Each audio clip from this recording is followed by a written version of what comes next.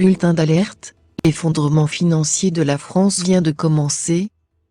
Ça y est, hélas, nous y sommes et nous vivons les signes précurseurs de l'effondrement économique, financier et social de notre pays, qu'un président Hollande sera tout simplement aucunement en mesure d'enrayer. Même si le pire n'est jamais sûr et encore moins souhaitable, j'émets ce bulletin d'alerte et de vigilance rouge car la situation dans laquelle nous nous trouvons pourrait conduire à un enchaînement dramatique d'événements politico-économiques conduisant notre pays vers une forme de crise pouvant trop vite dégénérer vers un chaos plus ou moins contrôlé. Je m'explique en insistant lourdement sur l'essentiel du constat économique posé dans mon édito d'hier. N'en retenez que 3 éléments essentiels, pour ceux qui les ont bien en tête. Passez au paragraphe suivant. Une situation irrémédiablement compromise. La dette de l'État français dépasse aujourd'hui les 2000 milliards d'euros et est sensiblement équivalente à une année de PIB. On ne tient pas compte dans ce cumul des dettes de la sécurité sociale par exemple, ou encore de celles des collectivités locales. On prend encore moins en compte le financement à venir des retraites, dont on a pourtant une connaissance approfondie concernant les montants, qui devront être engagés. Il faut également avoir à l'esprit que notre PIB est à 57% issu de la dépense publique. En clair, c'est parce que l'État paie des fonctionnaires, des fournisseurs, qu'il verse des subventions ou encore des prestations sociales, qu'il y a de l'activité économique en France, et cette activité est à 57% liée aux dépenses publiques.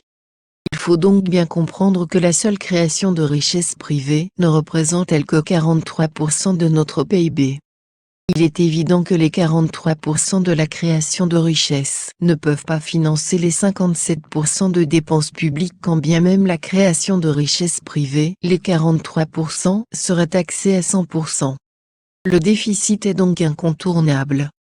La dette est une donnée du système dans lequel nous nous trouvons et il n'y a aucun espoir qu'il en soit différemment dans les années qui viennent, quelles que soient les annonces réalisées par ce gouvernement, les précédents et les suivants. Enfin, il n'y a pas plus de croissance économique. Le mécanisme de la dette, qu'elle soit privée ou publique, repose sur la promesse des gains futurs qui permettront de rembourser le crédit. Au niveau d'un État, ses revenus futurs c'est la croissance économique exprimée en pourcentage du PIB. Pas de croissance égale pas de remboursement de la dette. Or depuis 40 ans, je dis bien depuis 40 ans, la croissance de la décennie en cours est inférieure à la croissance moyenne de la décennie passée. Nous sommes arrivés à la croissance moyenne de 0% sur 10 ans. Si vous prenez donc ensemble ces 3 éléments, et je pourrais en rajouter encore de très nombreux, mais disons qu'il s'agit des plus importants et des plus structurants, à savoir un stock de dette d'au moins 3 fois le PIB, lorsque l'on additionne tous les types de dettes, un PIB formé à 57%, par de la dépense publique et une croissance moyenne proche de 0, vous avez un cocktail détonnant menant inéluctablement à la faillite de l'État. C'est cette logique que je viens d'exprimer qui doit vous amener à vous demander pourquoi laisser votre patrimoine exposé dans un tel contexte. La Commission européenne s'apprête à rejeter le budget 2015 de la France. Je vous cite ici les passages les plus importants de cet article du Figaro, qui nous retrace ce qu'il se passe actuellement entre Paris et Bruxelles, et c'est à minima une immense crise politique, qui nous attend et un combat de titans entre la France, l'Europe et la BCE sous le regard courroucé d'une Allemagne excédée. La Commission européenne, armée de nouveaux pouvoirs budgétaires, n'entend pas édulcorer la discipline collective de l'euro à la première passe d'armes. Au contraire des propos apaisants entendus à l'Élysée, l'exécutif européen travaille déjà au scénario d'un rejet du projet de budget français pour 2015, avec un double objectif, obtenir d'ici au 31 octobre des économies supplémentaires en milliards d'euros puis arracher, avant la fin de l'année, un programme vérifiable de réforme néolibérale. En l'état, le projet de loi de finances présenté par Michel Sapin est inacceptable et la seule question posée est de savoir comment la France peut encore éviter de voir son texte repoussé d'ici la fin du mois, expliqua la Commission un responsable naguère, plus sensible aux arguments de Paris. Il confirme aussi que les discussions sont déjà engagées au plus haut niveau entre François Hollande, José Manuel Barroso et Jean-Claude Juncker, l'homme qui prendra les rênes début novembre.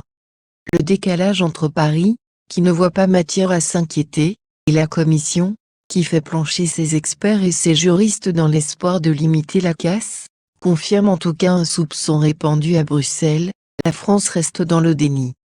D'abord sur le sens des engagements que François Hollande a pris avec ses pairs de l'UE, ce qu'Angela Merkel ne manque jamais de rappeler. Ensuite sur l'isolement croissant de l'Hexagone, exception faite de l'Italie, ce ne sont plus seulement l'Allemagne et les pays du Nord qui refusent tout passe-droit, mais la plupart des économies de l'euro passées par la rigueur à l'image de l'Espagne, du Portugal, de l'Irlande et même de la Grèce. Inutile de vous dire que cela sent dramatiquement le soufre et que François Hollande tentera des négociations désespérées, mais le soldat Hollande est déjà sacrifié et l'élite européenne lui fera boire le calice jusqu'à la lie, celui de l'austérité et de la rigueur qu'il devra avaler de force et partager avec son peuple l'amertume.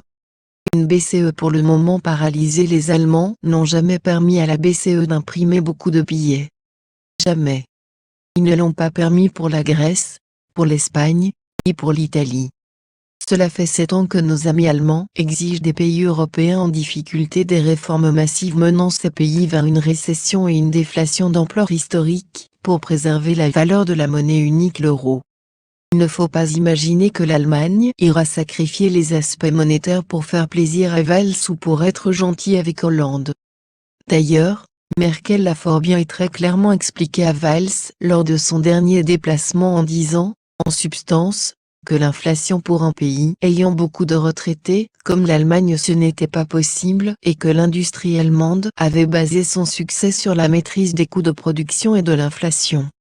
Enfin, ce n'est pas au bout de 7 ans que nous changerons de politique et que cela serait d'ailleurs frustrant de se dire que pour les Grecs nous n'avons rien fait mais que pour les Français pas plus vertueux nous desserrerions les cordons de la bourse. Cela ne se produira pas et l'Allemagne préférera appliquer les traités européens jusqu'au bout, quitte à pousser la France hors de l'euro, politique Hollande sera contraint d'appliquer puisqu'il est incapable de maîtriser les dépenses publiques qui ne sont plus maîtrisables en l'état et qu'il ne veut pas d'une cure d'austérité à la grecque.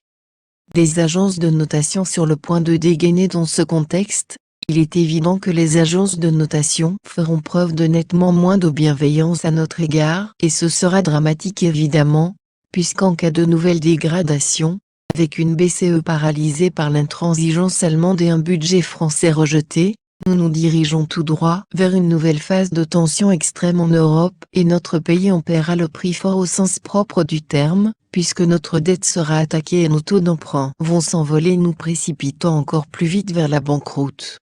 La banqueroute c'est d'ailleurs le titre de cet article du JDD que je reprends dans cette édition spéciale d'Alerte, ainsi que le dernier article de Jacques Attali, qui vous explique que vous ne pouvez plus rien attendre de personne et que désormais nous rentrons dans l'ère du sauve qui peut et du chacun pour soi. Nous vivons les derniers instants de calme avant la prochaine tempête et la saison.